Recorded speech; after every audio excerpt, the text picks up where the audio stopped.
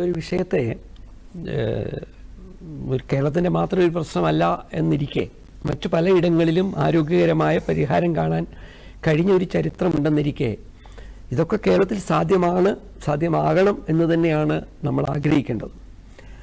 എന്നാൽ നോക്കൂ, ഇതേ വിഷയം കഴിഞ്ഞ ഒരു 10 ദിവസത്തിന് മുമ്പ് ദൂരദർശൻ ചർച്ചയ്ക്ക് എടുക്കാനുള്ള ഒരു കാരണം, അന്ന് ഇതേ മന്ത്രി നമ്മളോട് പറഞ്ഞത് കേന്ദ്ര നിയമത്തിൽ കാതലായ മാറ്റങ്ങൾ വരുത്താതെ ഞങ്ങൾക്ക് പ്രത്യേകിച്ചൊന്നും ചെയ്യാൻ കഴിയില്ല എന്നൊരു ഒരു പ്രതീക്ഷയില്ലായ്മയിൽ നിന്നാണ് സംസാരിച്ചെങ്കിൽ ഇപ്പോൾ ആ സമീപനത്തിൽ മാറ്റം ഉണ്ടാക്കിയിരിക്കുന്നു. ആ മാറ്റത്തെ നമ്മൾ സ്വാഗതം ചെയ്യുന്നു. പക്ഷേ പ്രായോഗികമായി ഈ പ്രശ്നം എന്തുകൊണ്ട് പരിഹരിക്കാൻ കഴിയില്ല എന്നൊരു ചോദ്യം. അപ്പോൾ ഞാൻ അതിൻ്റെ ഒരു ചെറിയ ചരിത്രം പറയുന്നു.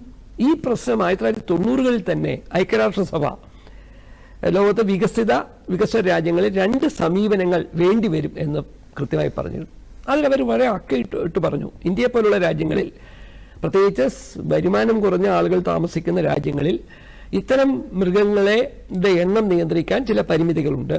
മറിച്ച് യൂറോപ്യൻ രാജ്യങ്ങളിൽ ഇത്തരം മൃഗങ്ങളെ, പ്രത്യേകിച്ച് പെറ്റ് ആനിമൽസിനെ, മനുഷ്യരോടൊപ്പം ജീവിക്കുന്ന മൃഗങ്ങളുടെ എണ്ണം നിയന്ത്രിക്കാൻ അവർ വിജയിക്കുമ്പോൾ, ഇത്തരം രാജ്യങ്ങൾ, നമ്മളെപ്പോലുള്ള രാജ്യങ്ങളിൽ അത് നിയന്ത്രിക്കാൻ കഴിയാതിരിക്കുമ്പോൾ കൃത്യമായ ഇന്ന ഫോമുലകൾ നിങ്ങൾ അവലംബിക്കേണ്ടതുണ്ടെന്ന് ഐക്യരാഷ്ട്രസഭയുടെ ഭാഗമായ മൃഗങ്ങളുമായി ബന്ധപ്പെട്ട സുരക്ഷിതത്വം പ്രഖ്യാപിക്കുന്ന സമിതി ചില നിർദ്ദേശങ്ങൾ വെച്ചിരുന്നു. ഈ നിർദ്ദേശങ്ങൾ നോക്കിയപ്പോഴും നമ്മളെപ്പോലെ പ്രത്യേകിച്ച് കേരളത്തെ പോലെയുള്ള ഒരു നാട്ടിൽ ഇതൊക്കെ സാധ്യമാക്കാൻ നമുക്ക് കഴിയുമെന്നിരിക്കെ, നോക്കൂ, ഇതിലൊന്നും നമ്മൾ ഒരർത്ഥത്തിലും വിജയിക്കണമെന്ന് ആഗ്രഹിച്ചില്ല. ഞാനൊരു ചെറിയ കണക്ക് പറയാം, സർക്കാരിന്റെ കണക്കാണ്. 2016-2022 കാലത്ത് 79,426 സ്റ്റെറിലൈസേഷൻ, വന്ധ്യീകരണം നടത്തിയെന്നാണ് മന്ത്രി പറഞ്ഞത്.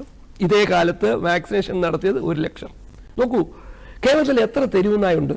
നമുക്ക് കാടുകളിലുള്ള ആനകളെ പറ്റി കണക്കെടുക്കുന്നുണ്ട്, കടുവകളെ പറ്റി കണക്കെടുക്കുന്നുണ്ട്. നമ്മൾ നേരിട്ട് കാണാത്ത എത്രയോ ജീവികളെ പറ്റി പോലും ശാസ്ത്രീയമായി ഏകദേശം ഒരു 90% മുകളിൽ കൃത്യമായ കണക്കുകൾ എടുക്കാമെന്നിരിക്കെ, നമ്മുടെ നാട്ടിൽ നമ്മളാൽ തെരുവിലാക്കപ്പെട്ട ഈ ജീവികളെ കണക്കെടുക്കാൻ നമ്മൾ ഇന്നുവരെ ശ്രമിച്ചില്ല. അപ്പം ഈ വിഷയത്തിൽ ഒരു ഇരുട്ടിൽ തപ്പി മുന്നോട്ട് പോകണം എന്നൊരു താല്പര്യം ഈ പറയുന്ന വിവിധ വകുപ്പുകൾക്കുണ്ടോ എന്നൊരു സംശയമുണ്ട്. എന്ന് മാത്രമല്ല, ഈ ഉദൻഷിയെ പറ്റി പറയുമ്പോൾ ഇത് നേരത്തെ തന്നെ പറയുന്നു. നമുക്കറിയാമല്ലോ, മനുഷ്യനെ അപകടപ്പെടുത്തുന്ന വന്യജീവികളെ പോലും വേണമെങ്കിൽ പ്രത്യേക സമയത്ത് ചീഫ് വൈൽഡ് വാർഡന്റെ നിർദ്ദേശപ്രകാരം അതിനെ മരിക്കാൻ അല്ലെങ്കിൽ വെടിവെച്ച് കൊല്ലാൻ പോലും അവകാശമുണ്ടെന്നിരിക്കെ, മനുഷ്യന്റെ ജീവനും മറ്റു ജീവികൾക്കും വിലയുണ്ടെന്ന് പറയുമ്പോൾ മനുഷ്യജീവികൾക്ക് തടസ്സമാകുന്ന ഇത്തരം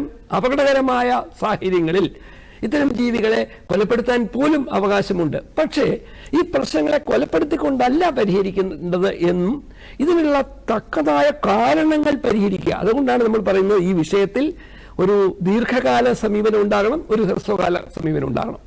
ദീർഘകാല സമീപനം ചിട്ടയോടെ നടപ്പാക്കുമ്പോൾ ഹ്രസ്വകാല സമീപനത്തിലും വിജയിക്കാൻ കഴിയും. ഈ രീതിയിലുള്ള ഒരു പ്ലാനിങ്ങും ഇപ്പോഴും പ്രഖ്യാപിച്ചിട്ടില്ല എന്ന് മാത്രമല്ല, കേരളത്തിൽ ഞങ്ങളെപ്പോലുള്ളവരുടെ ഒരു അനൗദ്യോഗിക കണക്ക് പ്രകാരം ഒരു 5 ലക്ഷം മുതൽ 9 ലക്ഷം 10 ലക്ഷത്തോളം ഈ പറയുന്ന നാഥനില്ലാത്ത നമ്മൾ പറയാൻ കഴിയുള്ളൂ നായ്ക്കളുണ്ട്. ഇതുണ്ടാകുന്നത് മനുഷ്യരുടെ ഗൂഢാലോചനയുടെ ഭാഗമാണ്. അല്ലാതെ നായ്ക്കൾക്ക് തെരുവിൽ തന്നെ കഴിയണമെന്നില്ല. അവർക്ക് എപ്പോഴും ഇഷ്ടം ഏതെങ്കിലും വീട്ടിൽ ഉടമസ്ഥനോടൊപ്പം, വേണമെങ്കിൽ അവരുടെ ബെഡ്റൂമിൽ ഉൾപ്പെടെ താമസിക്കണമെന്നാണ് ഇത്തരം ജീവികളുടെ ആഗ്രഹം. പക്ഷേ ഇതിനെയൊക്കെ ആരാണ് നാട്ടിലേക്ക് തുറന്നു വിടുന്നത്?